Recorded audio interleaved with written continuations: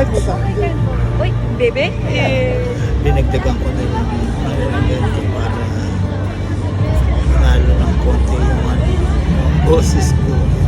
Magka-problema pa yun. Kasi alam mo yung carnival may karyaan.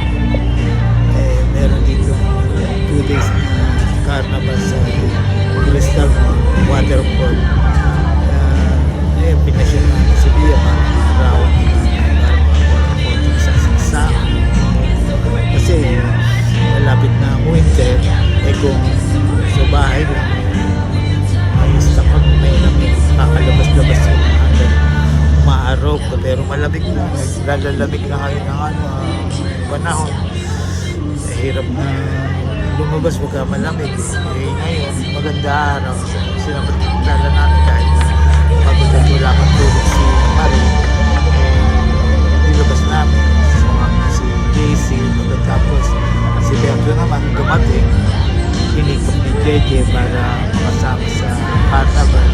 Enjoy naman sila, sumakay ng mga ride, pero sumakay din kami na konting ride sa isa pala nakakahilo. Hindi na kaya siya magkikagaya ng araw. Malakas yung katawan ko. Inaya ako ni Jason doon sa sinakyan nila. Sabi ko, kaya ko sumakay. Baka naman pagbaba ko, baka makatawag na ng emergency dahil baka huminto na sinakyan namin. Umiikot yun. Yun lang, nahirapan ko. Isakay si Bia dahil mayroong isla pala kaya kailangan ang gabayanan gabayan pala na pag-akyat.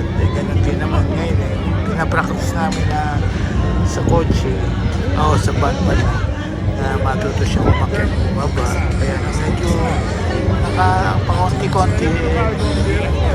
Salamat naman sa Diyos. Kahit na mahirap, kailangan lang ang pagtiyaga. Naman hindi na aksidente yan. Kasi napakapag sa bata, sipag. Talagang gagawin. Talagang pagsubok ko, hindi nawawala. Alam mo, siyempre, pangatlong isip.